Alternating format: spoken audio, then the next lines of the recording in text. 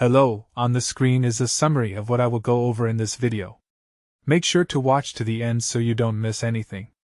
Step 1. Join NFT communities and Discord servers where projects regularly give away free tokens and digital assets. Many legitimate projects use giveaways to build their community and reward early supporters. Step 2.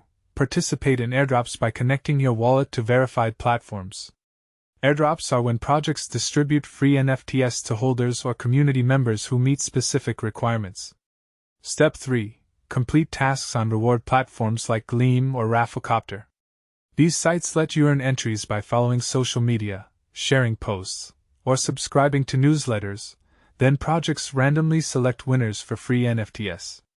Step 4. Engage with blockchain games that reward players with NFTS just for playing.